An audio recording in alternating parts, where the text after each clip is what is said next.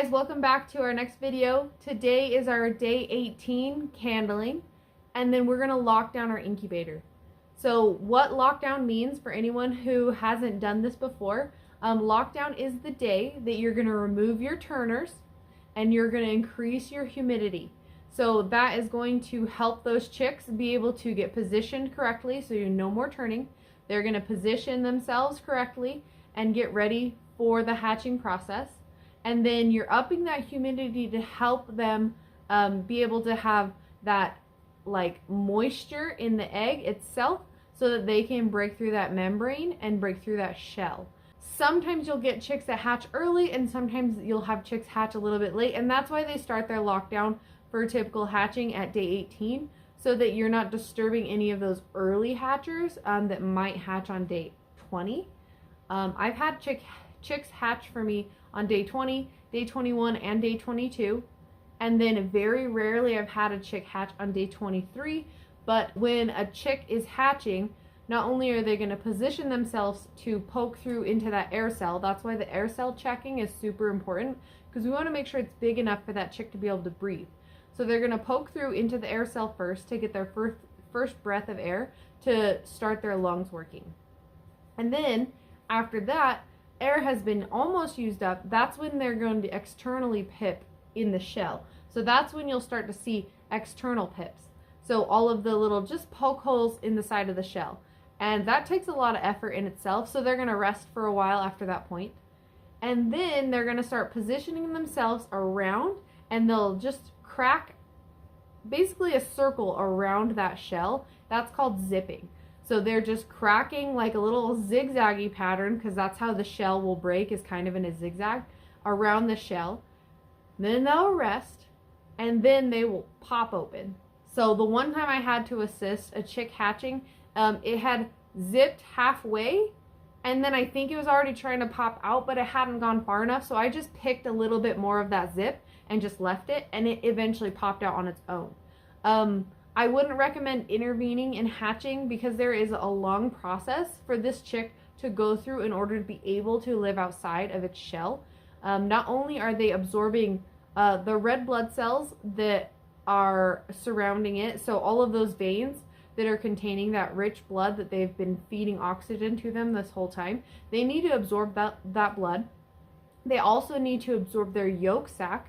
That is why it is okay to leave chicks in your incubator for up to 24 hours, because that yolk sac is going to supply them the proper amount of nutrients and energy so that they can just sit and wait for their siblings to hatch.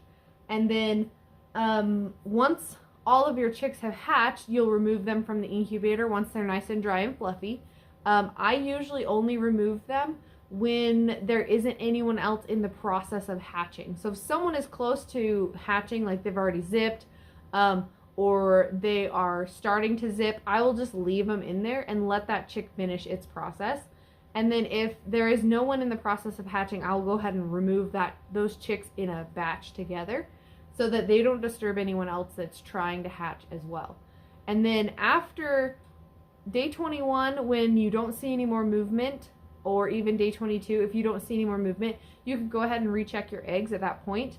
But we will show all of that when we have our chicks hatching. So let's go ahead and check out these eggs. We're going to recandle all of our eggs, and then we're going to look at that last questionable one and make sure that we feel safe leaving it in our incubator. So first things first, we are going to turn the turning function off on the incubator, so that it's not going to be trying to turn eggs that don't need turned. So that'll just save your turning motor, making sure you get it turned off. So what we're going to do is unlock the screen and then cycle through.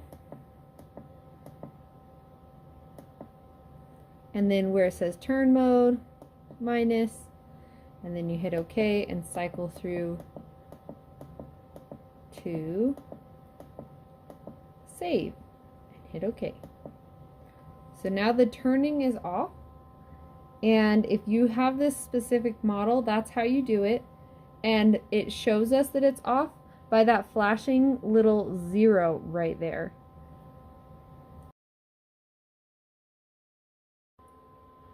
And while I'm candling, as I remove the eggs, I'm going to remove the trays as well.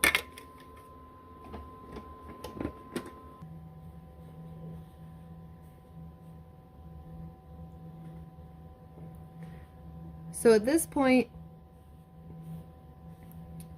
we're just checking the air cells because you won't really be able to see much because all of these eggs are almost completely filled. So we're just checking air cells and making sure everything looks correct.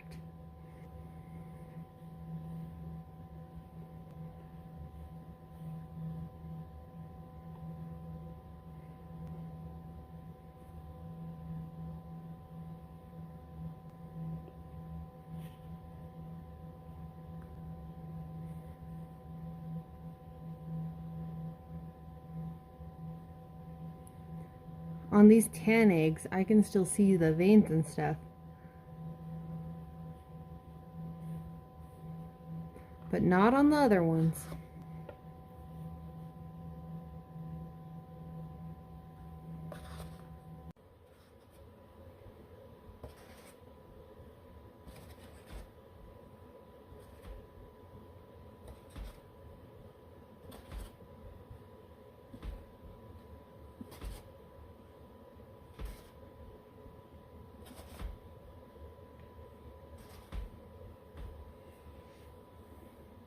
Remember our questionable egg?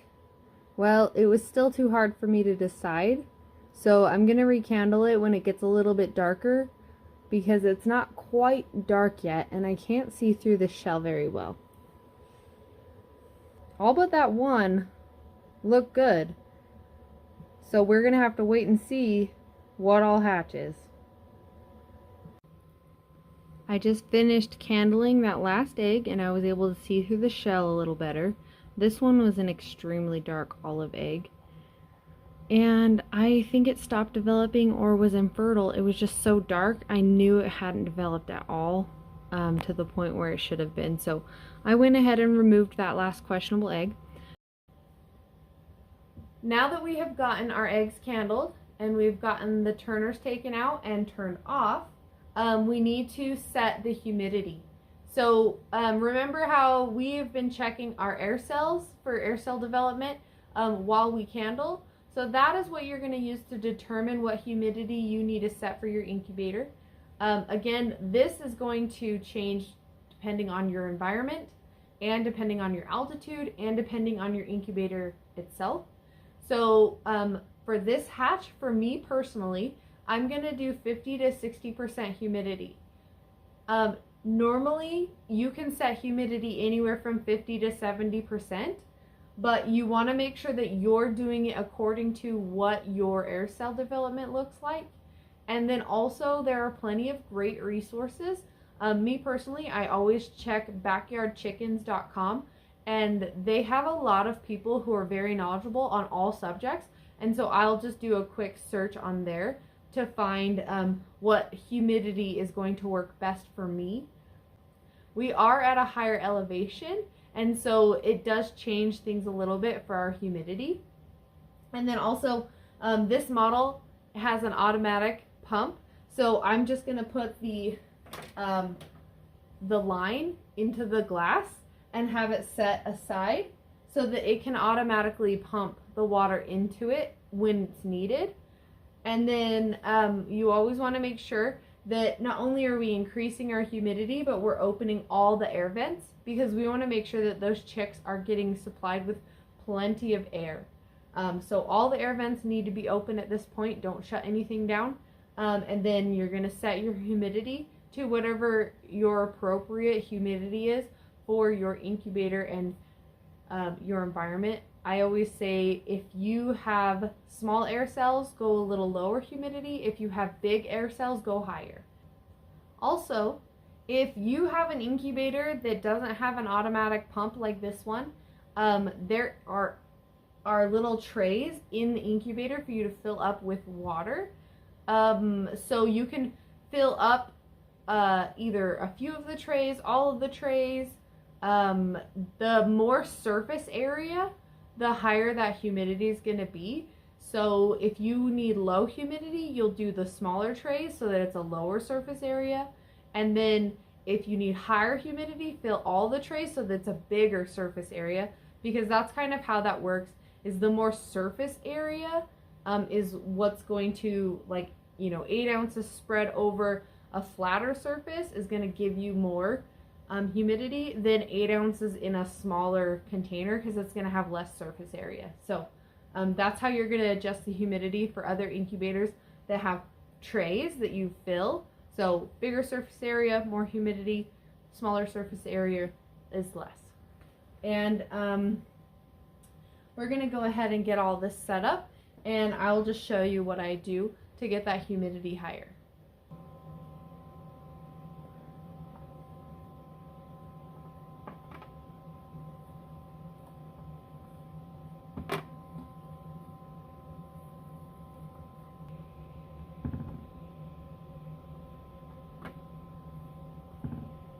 And just the extra bits can just be in the glass, so just make sure that your end is submerged.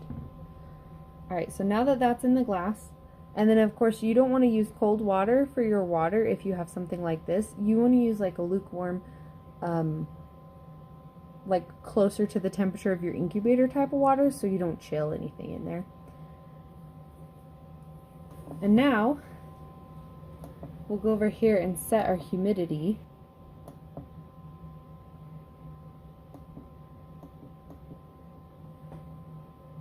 So you can see the pump already working.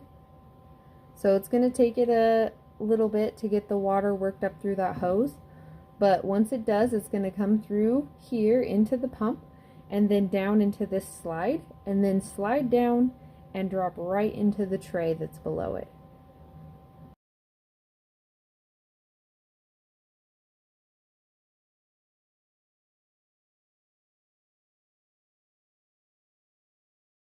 So we have all of these amazing eggs left. I think in total we removed 17 eggs from the incubator.